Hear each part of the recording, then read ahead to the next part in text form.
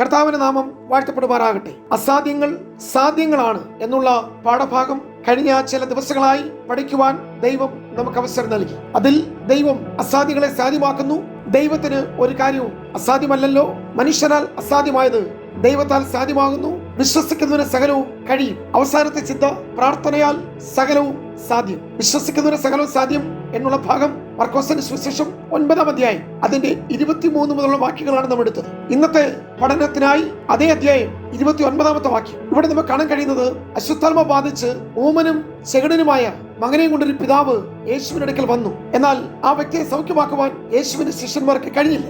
അവിടെയാണ് കർത്താവ് പ്രാർത്ഥനയിൽ കൂടിയുള്ള ദൈവശക്തിയെ കുറിച്ച് വെളിപ്പെടുത്തുന്നത്. ശിഷ്യന്മാർ സ്വകാര്യമായി യേശുവിനോട് ആരാഞ്ഞു, ഞങ്ങൾക്കതിനെ പുറത്താക്കുവാൻ കഴിയാതിരുന്നത് എന്ത്? വാക്യം 28. അശുദ്ധാത്മാവിനെ പുറത്താക്കുവാൻ ഞങ്ങൾക്ക് എന്തുകൊണ്ട് കഴിയുന്നില്ല? യേശുവിന്റെ മറുപടി വാക്യം 29. പ്രാർത്ഥനയാലല്ലാതെ ഈ ജാതി ഒന്നിനാലും പുറപ്പെട്ടു പോകയില്ല. അതായിരുന്നു യേശു കർത്താവിന്റെ ഉത്തരം. പ്രാർത്ഥനയാൽ സകലവും സാധ്യം. പ്രാർത്ഥനകൾക്ക് മറുപടിയുണ്ട്. പ്രാർത്ഥനയിൽ വിടുതലുകളുണ്ട്. നമുക്ക് വേണ്ടി പ്രവർത്തിക്കുന്ന ദൈവത്തിന്റെ കരങ്ങളെ ചലിപ്പിക്കാനുള്ള ശക്തി പ്രാർത്ഥനയ്ക്കുണ്ട്. ചരിത്രങ്ങളെ മാറ്റിക്കുറിക്കുവാൻ പ്രാർത്ഥനയ്ക്ക് കഴിഞ്ഞിട്ടുണ്ട്. മരണത്തിന്മേൽ ജീവന്റെ വിജയം പ്രാർത്ഥനയാൽ വെളിപ്പെട്ടു വന്നിട്ടുണ്ട്. വിശ്വാസത്തോടു കൂടിയുള്ള പ്രാർത്ഥനയുടെ മുമ്പിൽ മഹാപർവ്വതങ്ങൾ സമഭൂമിയായിട്ടുണ്ട്. ഈ പ്രാർത്ഥന അവിശ്വാസികളെ രക്ഷിക്കുന്നു, വിശ്വാസിയെ ശക്തനാക്കുന്നു. പ്രാർത്ഥനയുടെ മുമ്പിൽ വാതിലുകൾ തുറക്കുന്നു. പൈശാചിക ശക്തികൾ ഉയർത്തിക്കെട്ടിയ പാതാള ഗോപുരങ്ങളും സാത്താനീയ അധികാരങ്ങളും പ്രാർത്ഥനയുടെ മുമ്പിൽ തകർന്നു പോകുന്നു. അതെ, വിശ്വാസത്തോടുള്ള പ്രാർത്ഥനയ്ക്ക്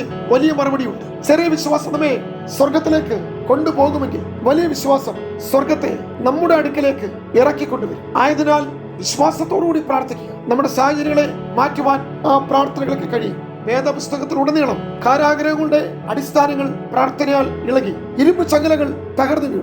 ഇരുമ്പോടാമ്പലുകളെ ഭേദിച്ച് വാതിലുകൾ തുറന്ന് വിശ്വാസവീരന്മാരെ പിടിപ്പിച്ചത് പ്രാർത്ഥനയാണ്. അപ്പോസ്തല പ്രവൃത്തികളുടെ പുസ്തകം ഉടനീളം പ്രാർത്ഥനയുടെ പ്രവൃത്തി പുസ്തകമെന്ന് നമുക്ക് മനസ്സിലാക്കുവാൻ കഴിയും. അത് ക്രിസ്തു ചരിത്രം പ്രാർത്ഥനയുടെ ചരിത്രമാണ്. പ്രാർത്ഥനയുടെ ഉത്തരമായിട്ടല്ലാതെ ദൈവം ഒന്നും ചെയ്യുന്നില്ല. പ്രാർത്ഥിക്കാത്ത ക്രിസ്ത്യാനി ശക്തിയില്ലാത്ത ക്രിസ്ത്യാനിയാണ്. ആദ്യവും പിന്നെയും ഒടുവിലും പ്രാർത്ഥനയാണ് ആവശ്യം. അവിടെ അസാധ്യങ്ങൾ സാധ്യമാണ്. അസാധ്യങ്ങൾ എങ്ങനെ സാധ്യമാക്കാം?